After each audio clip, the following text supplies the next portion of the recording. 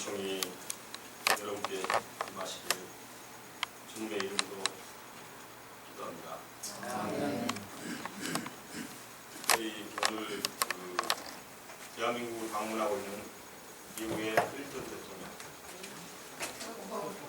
트럼프 대통령, 예, 전 대통령을 말하고 있죠.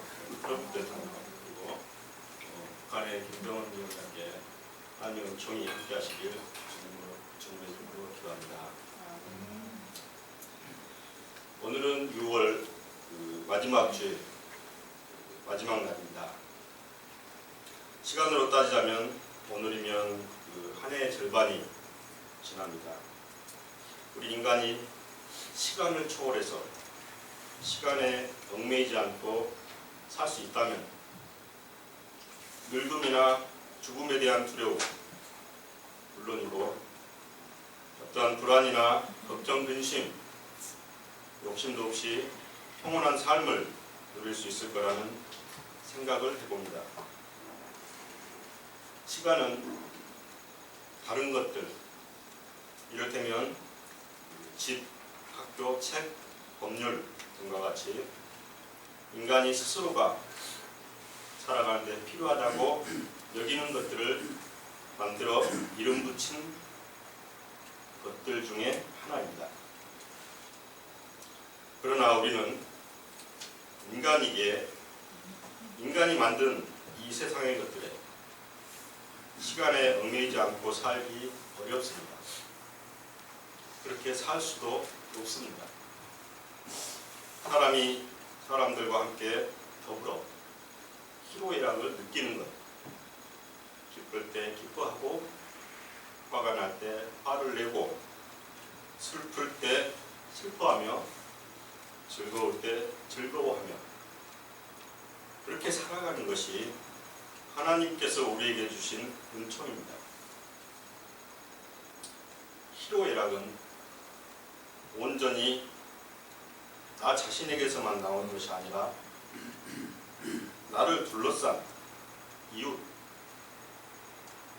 세상으로부터 옵니다. 이웃의 일에 함께 기뻐하고 슬퍼하며 이웃과 함께 즐거움을 나눌 때 이것은 배가 됩니다.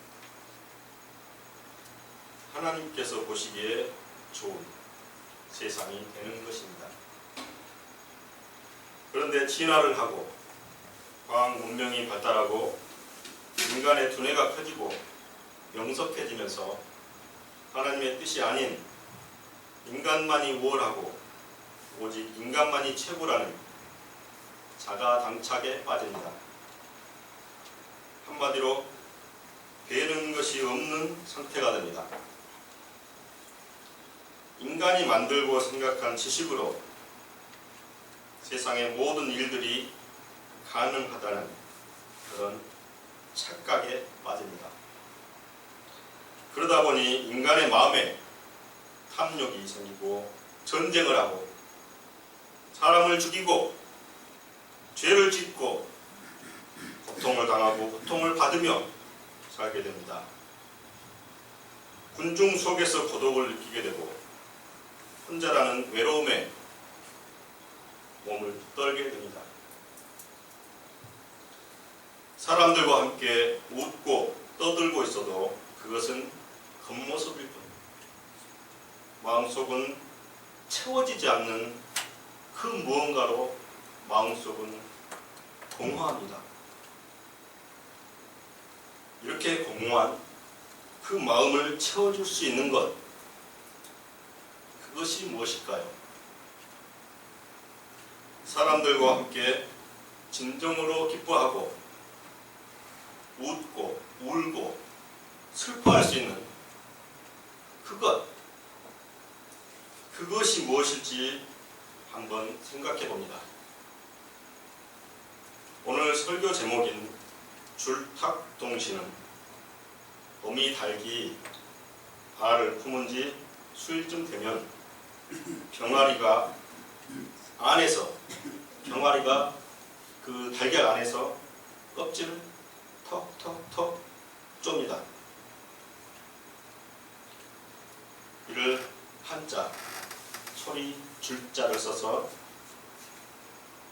줄이라 하고 어미 닭이 방금 그 병아리 소리를 듣고 바깥에서 달걀 껍질을 바깥에서 껍질을 쪼는 것을 한자로 쫀다, 쫀탁.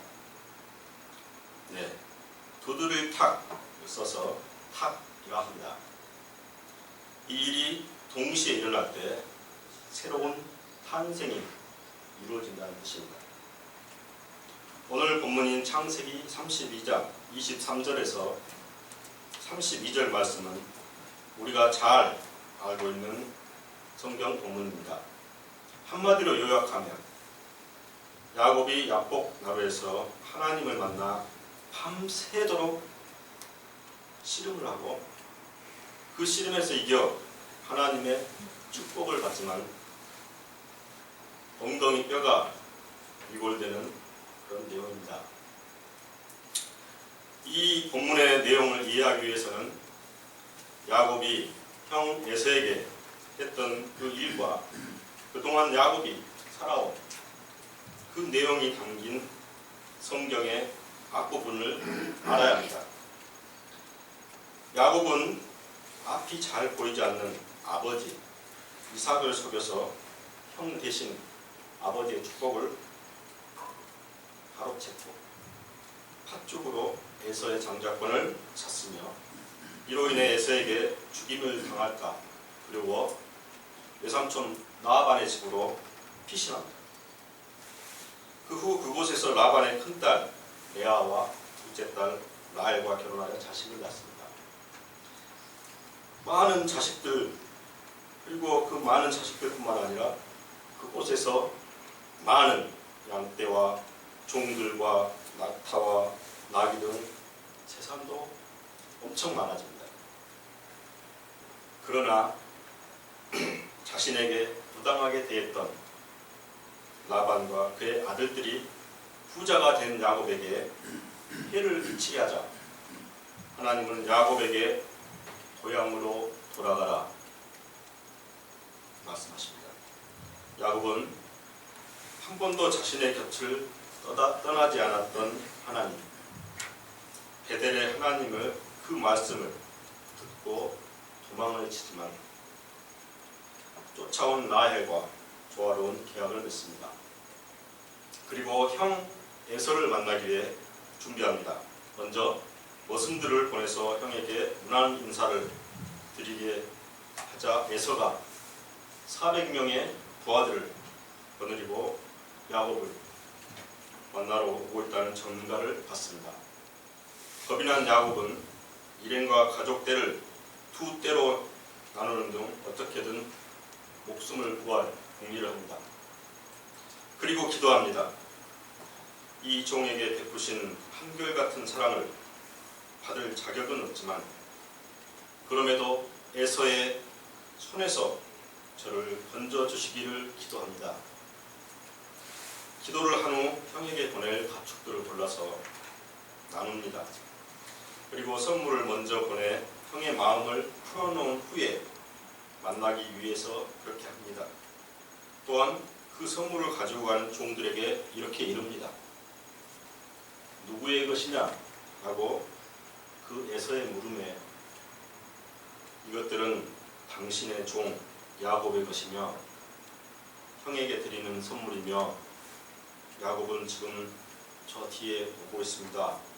라고 대답하라고 종들에게 당부합니다. 우리는 야곱의 이 기도에서 야곱 자신이 한결같이 하나님의 사랑을 받고 있음을 알고 있으며 알을 넘어 확신하고 있음을 알 수 있습니다. 그리고 오늘의 성경 본문이 이어집니다. 야곱은 두 아내와 두 여종과 11 아들, 자기에게 딸린 모든 것을 먼저 앞서 보내고 결국에는 혼자 남습니다. 혼자서 외롭게 남은 이 야곱에게 어떤 이가 나타나서 그 어떤 이와 야곱이 동이 특제까지 씨름을 합니다. 이 어떤 이는 동이 터오고 자신이 야곱을 이길 수 없을 것 같은 그런 판단을 내리고 야곱의 엉덩이뼈를 걷어찹니다.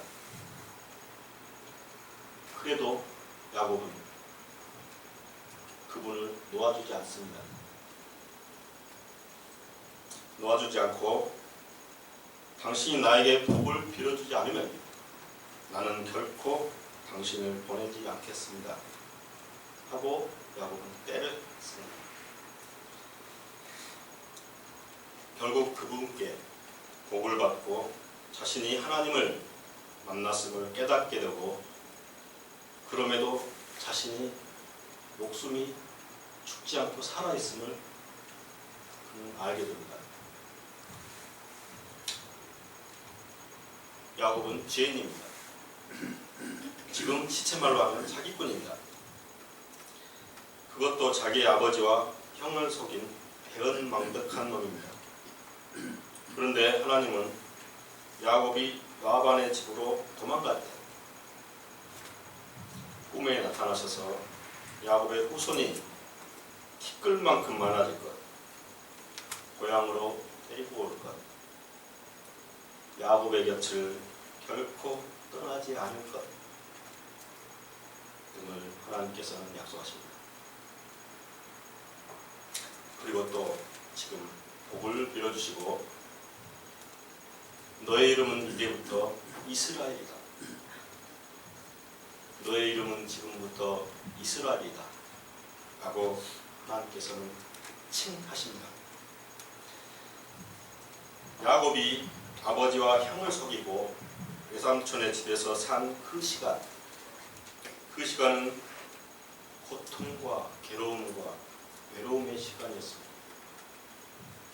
비록 복은 받았지만 당장 외삼촌 라반을 보면 야곱의 생활이 험난했을 것임을 우리는 알게 됩니다. 수년 일하면 야곱이 사랑하는 그 여인, 작은 딸 라헬을 주겠다는 그 약속을 저버리고 야곱을 속여 큰딸 레아를 아내로 맞이하게 하고는 또다시 지난 세월만큼의 수년을 더 네가 일을 하면 라헬을 야곱의 아내가 되게 한 것만 보더라도 라반의 성격을 우리는 이루어 짐작할 수 있습니다. 그런 라반이 조카라고 야곱을 편하고 행복하게 살게만은 하지 않았을 것이고, 야곱은 아버지 어머니를 그리고 그리운 고향을 그리워하면서 눈물 젖은 빵을 먹어야 했을 것입니다.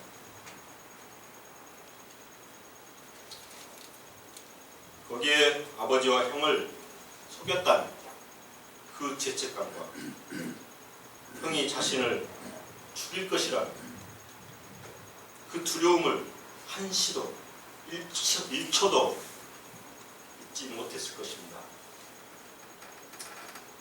사실 살고는 있지만 마음속에 떠나지 않는 그 무엇 때문에 야곱의 삶은 아름답지 못했습니다. 그런 때 야곱이 고향에 돌아가려고 할 그때 모든 것들, 아내와 자식마저도 내려놓았을 때, 그때 하나님께서 나타납니다. 불의, 즉 나의 욕심을 채우기 위해 형을 희생시킨 것, 진심으로 뉘우치고 회개할 때 하나님을 만납니다. 야곱은 삶의 희로애락을 경험하고 고난과 고통을 거쳐 지금의 그 모습에 이르렀지만, 마음속에 그 공허함, 마음속에 채워지지 않는, 무엇을 해도 채워지지 않는 그 공허함과 자신을 속박하고 있는 그것을 내려놓게 할 수 있고 내려놓을 수 있는 분은 오직 하나님께로 나아가는 길 뿐임을 알고 하나님을 붙잡고 야곱은 결코 놓지 않습니다. 엉덩이 뼈가 부러져서 불구가 되더라도 말입니다. 마음이 정상이 아닌 것보다는 몸이 정상이 아닌 것을 야곱은 택합니다. 자신을 옥죄고 있는 그 모든 것을 하나님께 털어버린 것입니다. 하나님은 그런 야곱을 어여삐 보시고 모든 죄를 사해 주시고 복을 주시고 용기를 주시고 하나님의 은총과 사랑을 주신 것입니다. 네가 야곱 하나님과도 겨루어 이겼고 사람과도 겨루어 이겼으니 이제 네 이름은 야곱이 아니라 이스라엘이다. 야곱이 하나님과 그리고 사람과 겨루어 이겼다는 그 말은 이제 가슴 속에 간직했던 그 죄책감 그리고 형에게 죽임을 당하리라는 그 두려움을 모든 속박에서 벗어났다는 것입니다. 야곱의 마음속에 오직 하나님에 대한 믿음과 사랑만이 가득해서 결코 세상의 그 어떤 것에도 흔들리지 않는다는 말입니다. 우리는 모두 죄인입니다. 우리는 살면서 죄를 짓지 않고는 살아갈 수 없기 때문입니다. 자신의 삶을 위해 최선을 다해 살면서 죄도 짓고 용서도 빌고 후회도 하고 묻기도 하지만 결국에 닿을 지점, 그 지점이 어딘지 우리는 알아야 합니다. 야곱이 닿은 그 지점, 그 지점이 어딘지 분명히 보아야 합니다. 그때가 어느 때인지 항상 생각해보고 그때가 되면 달걀 속에서 병아리가 나오기 위해 껍질을 탁탁 두드리고 어미 닭이 밖에서 껍질을 쪼는 줄탁동시처럼 하나님께 두드리고 맡겨 하나님의 그 복을 얻어내야만 합니다. 병아리가 알에서 나올 때 혼신의 힘을 다해서 껍질을 쪼지 않을 때는 밖에 어미 닭도 도와주지 않습니다. 이처럼 우리도 혼신의 힘을 다해 하나님께로 나아가야 합니다. 우리는 살면서 바닥을 친다는 말을 합니다. 바닥을 친다는 그 말은 가장 밑바닥, 고통의 끝에 가보았다는 말입니다. 그러나 밑바닥까지 가보았다고 해서 모든 사람이 야곱과 같이 되지는 않습니다. 하나님께 모든 것, 인간의 지식까지도 하나님께 내려놓았을 때 비로소 야곱은 마음의 평화를 얻었습니다.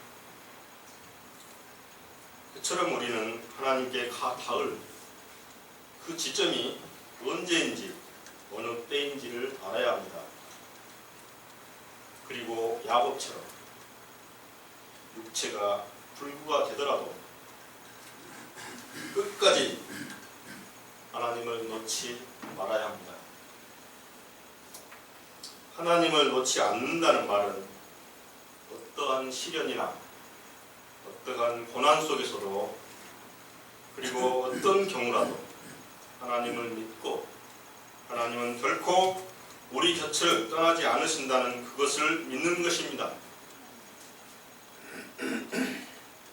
삶에서 바닥을 치지 않더라도 우리는 늘 시험에 들며 고통을 당합니다.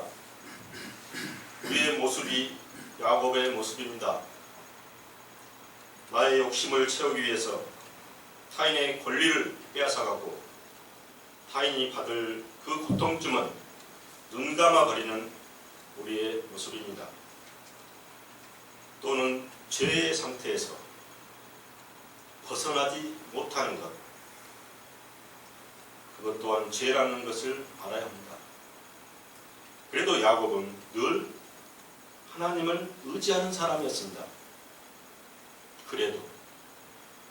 그랬기 때문에 형에게 용서를 빌려고 했고 형에게 자신을 당신의 종이라고 자신을 낮출 수 있었습니다.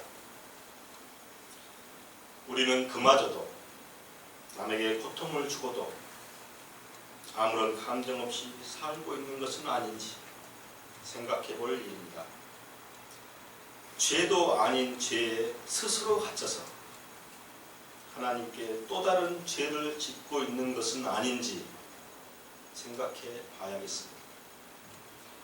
예수 그리스도를 믿는다면서 겉으로만 믿고 있는 것은 아닌지 생각해 봐야겠습니다.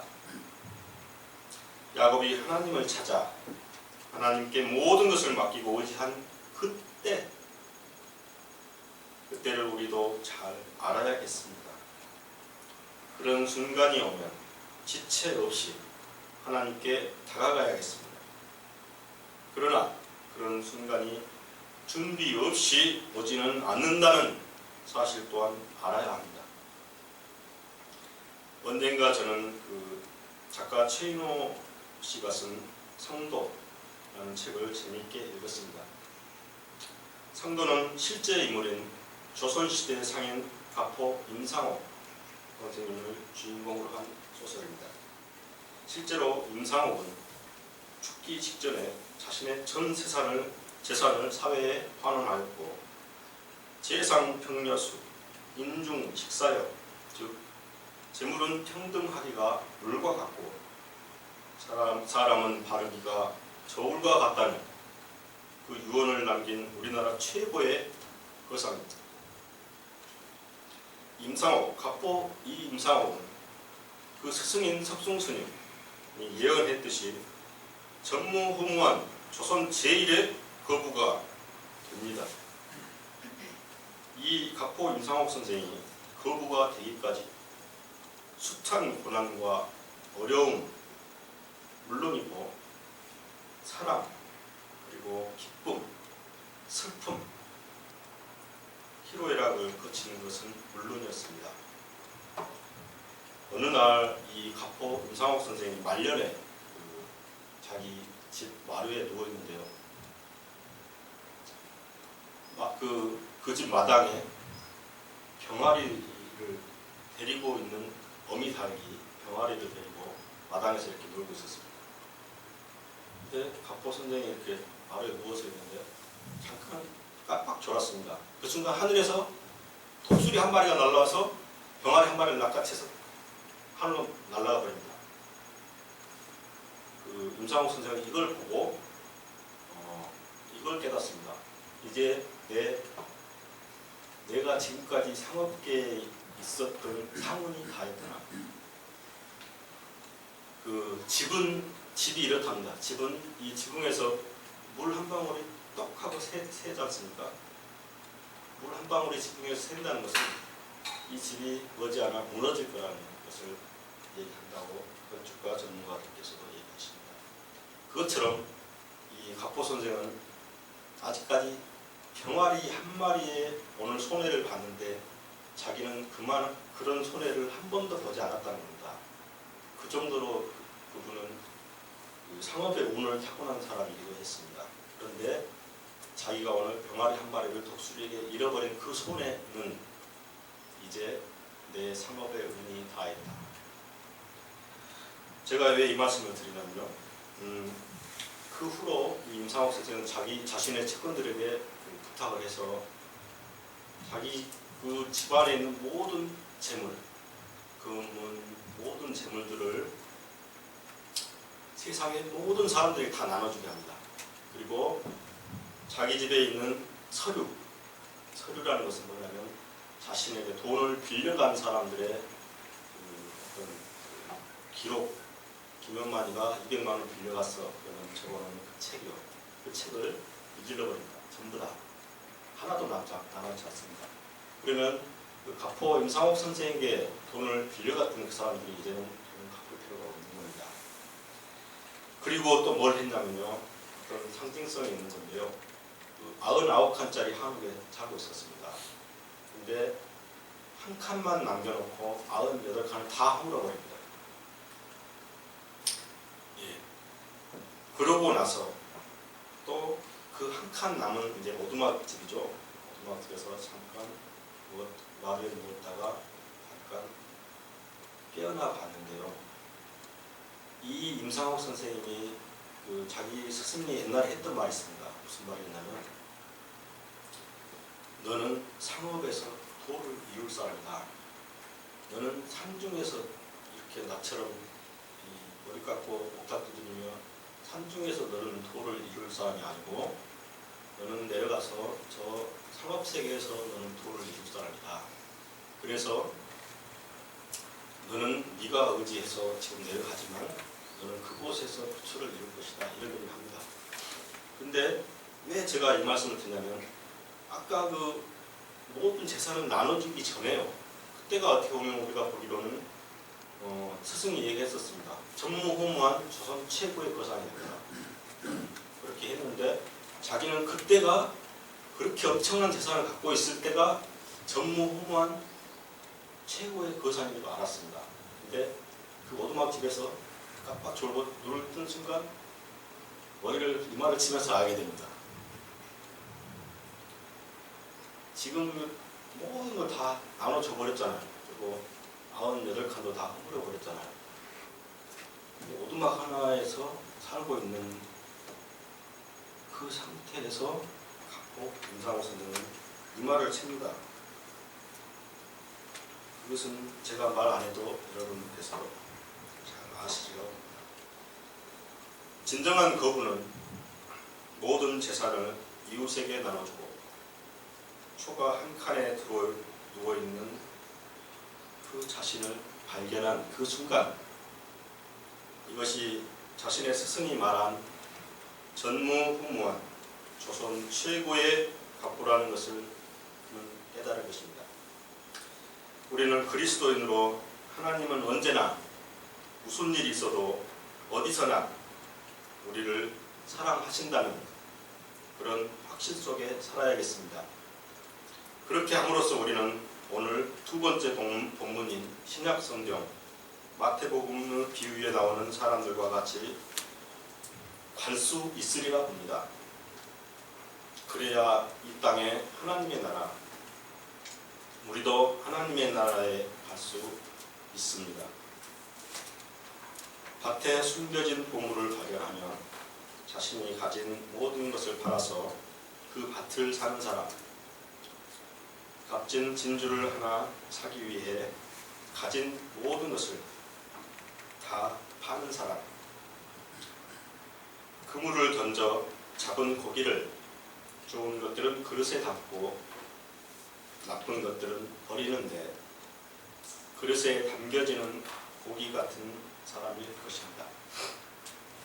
때가 주어지면 아무 미련도 아무 의심도 아무 주저함도 없이 하나님의 나라에 이룰 수 있는 사람입니다. 오늘 세 번째 성경 본문인 에베소서 13장의 사도 바울의 기도가 우리의 기도입니다. 나는 아버지께 무릎을 꿇고 빕니다. 아버지께서는 하늘과 땅에 있는 족속에게 이름을 붙여주신 분이십니다. 아버지께서 우리의 믿음을 보시고 그리스도로 하여금 우리의 마음속에 들어가 사실 수 있게 하여 주시기를 빕니다.